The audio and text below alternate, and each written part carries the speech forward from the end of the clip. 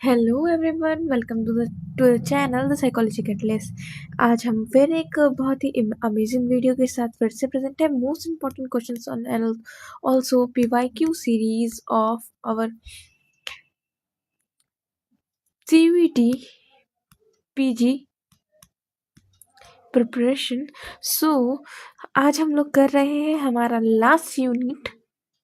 अभी तक हम लोगों ने 11 यूनिट्स के पीवाईक्यूज को कवर कर लिया है। अगर आप लोगों ने उसे नहीं देखा है तो मस्ट वॉच।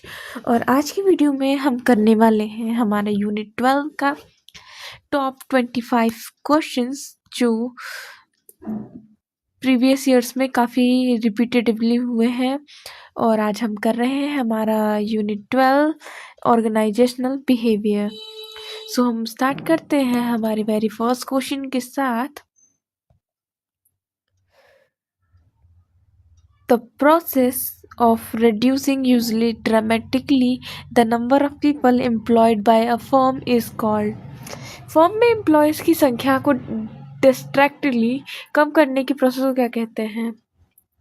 तो जब ऑर्गेनाइजेशन कॉस्ट कम करना या रिकंस्ट्रक्टिंग के लिए एम्प्लॉयज़ को निकालती है, इसे बोलते हैं डाउन सीजिंग। जैसे कंपनी लॉस में जा रही है तो स्टाफ को रिड्यूस कर दिया जाता है। तो हमारा करेक्ट आंसर है ऑप्शन सी, डाउन सीजिंग यानी reducing the staff. Next question number 2, training employees to different tasks or job than their own to order to facilitate flexibility and job rotation is called। Employees को उनके काम के अलावा दूसरे job सिखाने की training क्या कहलाती है? तो क्रॉस ट्रेनिंग में एम्प्लॉयज मल्टीपल टास्क सीखते हैं, जैसे फ्लेक्सिबिलिटी और जॉब रोटेशन पॉसिबल होता है। जैसे एचआर एम्प्लॉय को बेसिक फाइनेंस का काम सिखाना। हमारा करेक्ट आंसर होगा option C, cross training. Next question, a career stage is in which one begins to search for work and finds a first job is called. Career का वो stage जहाँ पहली job मिलती है और वर्क सर्च होता है क्या कहलाता है? तो एक्सप्लोरेशन स्टेज में इंडिविजुअल करियर ऑप्शन एक्सप्लोर करता है और जब फर्स्ट जॉब ज्वाइन करता है, जैसे कॉलेज के बाद प्लेसमेंट या जॉब हंटिंग फेज। तो हमारा करेक्ट आंसर होगा ऑप्शन ए, एक्सप्लोरेशन स्टेज। नेक्स्ट क्वेश्चन, और concept from training partnering to the degree to similarity between the knowledge, skills and abilities learned in the training and KSA's knowledge, skill and abilities needed to perform the job is called। तो training में जब job और training task की similarity को क्या कहते हैं? तो फिजिकल फिडेलिटी का मतलब होता है ट्रेनिंग इन्वायरमेंट और एक्चुअल जॉब के बीच फिजिकल सिमिलरिटी होना। फॉर एग्जांपल पायलट ट्रेनिंग में रियल कॉकपिट जैसा स्टिमुलेटर। तो करेक्ट आंसर होगा option A, physical fidelity. According to managerial grid Blake and जो माउंटेन 1984 के अकॉर्डिंग है, country club leadership style is characterized by. तो ब्लैक एंड मॉडर्न के managerial grid में कंट्री क्लब लीडरशिप स्टाइल कैसी होती है? तो कंट्री क्लब लीडर लोगों पर ज़्यादा फोकस करता है और टास्क पे कम। तो एग्जाम्पल, फ्रेंडली बॉस जो डेडलाइन इग्नोर कर देता है, तो वो करेक्ट आंसर होगा option D, low task and high person orientation. Next question, setting goals, monitoring performance and providing a consequence to success or failure are features of। Goal set करना, performance monitor करना और reward punishment देना किस leadership का feature है? Transactional leadership में leader performance के basis पे रिवॉर्ड या पनिशमेंट देता है। जैसे टारगेट हमारा कंप्लीट हुआ तो हमें बोनस मिल जाएगा, वही अगर टारगेट कंप्लीट नहीं हुआ तो फेल हुआ तो हमें वार्निंग या फिर कोई पनिशमेंट मिलेगी या over timing. Next question, the concept that organizations are structured by a chain of command that growth with increasing level of authority is referred to. तो अथॉरिटी के लेवल के साथ बढ़ती हुई चैन को क्या कहते हैं? तो स्केलर प्रिंसिपल कहता है कि ऑर्गेनाइजेशन में अथॉरिटी ऊपर से नीचे तक चैन में होती है। जैसे सबसे पहले हमारा आएगा सीईओ, फिर मैनेजर, फिर सुपरवाइजर, फिर तब जा करके वर्कर। तो हमारा करेक्ट आंसर है option A, scalar principle. Next question refers to the way the position and the tasks within the position are organized, including how and when the tasks are factors affect the work. Job के task और उनकी organisation का process क्या कहलाती है? Job design में यह decide होता है काम कैसे, कब और किस सीक्वेंस में होगा। फॉर एग्जाम्पल नर्स का ड्यूटी शेड्यूल और रिस्पॉन्सिबिलिटी। तो हमारा करेक्ट आंसर हो जाएगा ऑप्शन सी, जॉब डिजाइन।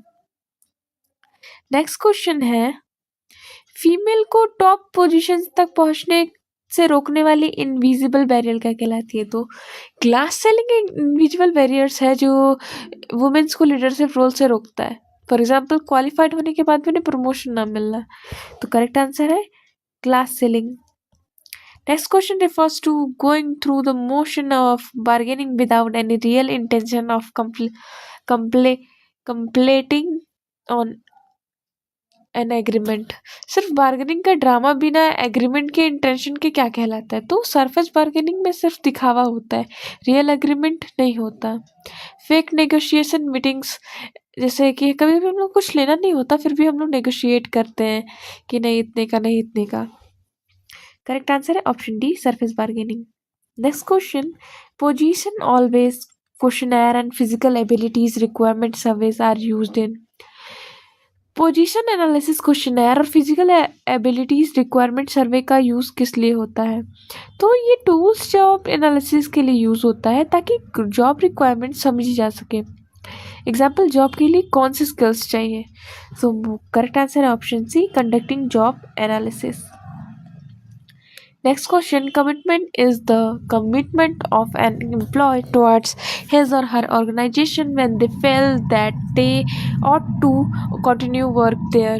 तो मुझे यही रहना चाहिए फीलिंग वाली कमिटमेंट कौन सी होती है? तो नॉर्मेटिव कमिटमेंट ड्यूटी और मोरल ऑब्लिगेशन पर बेस्ड होती है। एग्जाम्पल, कंपनी ने सपोर्ट दिया इसलिए छोड़ना गलत लग रहा है।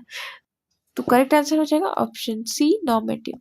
Next, Fiedler's contingency theory of leadership proposes that the performance better in situation very favorable to them and very unfavorable to them. Fiddler के अकॉर्डिंग कौन से लीडर वेरी फेवरेबल और वेरी अनफेवरेबल सिचुएशन में बेस्ट परफॉर्म करते हैं?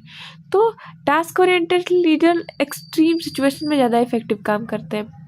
Crisis time में strict task focused leader.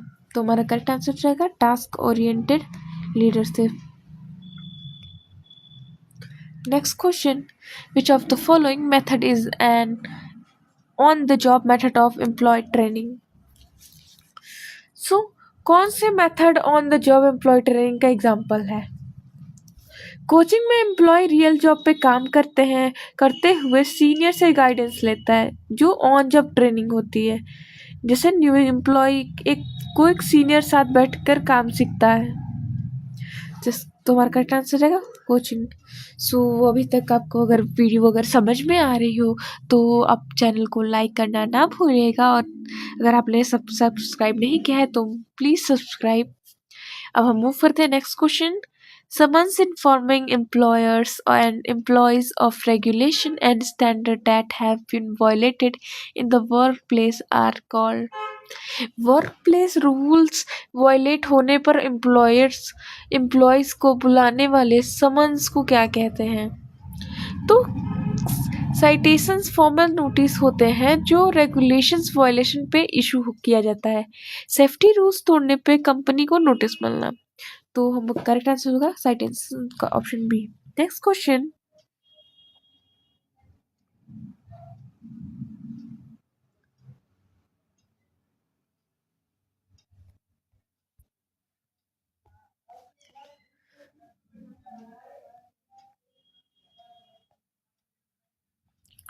Sorry for the disturbance.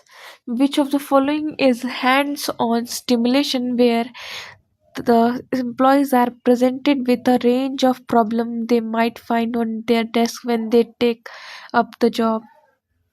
कौन से हैंड्स ऑन सिमुलेशन टेक्निक है जिसमें डेस्क पर आने वाली प्रॉब्लम दी जाती है? इन बास्केट टेक्निक में रियल जॉब्स जैसे लेटर्स फाइल्स और डिसीजन हैंडल करने होते हैं. एग्जाम्पल, मैनेजर को पेंडिंग मेल्स और फाइल सॉल्व करनी होती है. करेक्ट आंसर होगा option C, in basket technique. According to Levin's change model, communication is very important during the stage so that employees can become informed about the change will benefit them. Levin के change model में communication सबसे ज़्यादा किस stage पे important होती है? तो unfreezing stage में एम्प्लॉयज़ को चेंज के बेनिफिट्स को समझाए जाते हैं. जैसे एग्जांपल, न्यू पॉलिसी से पहले मीटिंग और एक्सप्लेनेशंस. तो करेक्ट ऑप्शन है option C, unfreezing. Which of the following is not a popular method to study job satisfaction and dissatisfaction? Job satisfaction study करने के लिए कौन सा मेथड पॉपुलर नहीं हुआ है? एक्सप्लेनेशंस में अगर हम समझें तो कन्फ्रंटेशन मीटिंग सेटिस्फैक्शन मेजर को के स्टैंडर्ड मेथड नहीं माना जाता है. एग्जाम्पल, जॉब सेटिस्फैक्शन सर्वे ज़्यादा यूज होते हैं, डिबेट्स नहीं. सो करेक्ट आंसर है option C. Next question, what is the process will fill the vacancies from within the organization? Organization के अंदर वैकेंसीज फिल करने के प्रोसेस क्या कहलाती है? सो इंटरनल सर्च में एग्जिस्टिंग एम्प्लॉयज़ को कंसीडर किया जाता है, इंटरनल प्रमोशन या ट्रांसफर. सो हमारा करेक्ट आंसर है option C, internal search. Next question, which of one of the following is the correct regarding the visionary leadership? Visionary leadership long term perspective रखते हैं और future goals पर focus होते हैं, जैसे company का 10 ईयर ग्रोथ विजन बनाना. तो correct answer होगा हमारा option C, long term perspective. Next question, which of one of the following helps the manager to require to make a good human resource? Manager को good human resource develop करने के में कौन सा process help करता है? तो performance appraisal से एम्प्लॉय स्ट्रेंथ और वीकनेस पता चलती है. For example, annual appraisal system. तो हमारा करेक्ट आंसर होगा option C, performance appraisal. Next question, the employee selection process depend on the number in which included. Employee selection process में किन फैक्टर्स पर डिपेंड करती है? तो selection organization strategy, job satisfaction and required characteristics सब पे depend करता है. सो हमारा करेक्ट आंसर होगा option B, A, B and C. Next, which one of the following is the true regarding the security of peoples aspect of workplace? Workplace में people और assets की security के बारे में कौन सा ऑप्शन सही है? तो सिक्योरिटी और सर्विलेंस, थेफ्ट प्रिवेंशन और एक्सेस कंट्रोल सब इंक्लूड होते हैं. एग्जाम्पल, ID कार्ड्स और CCTV कैमरास. सो हमारे करेक्ट आंसर होगा option D, A, B, C and D.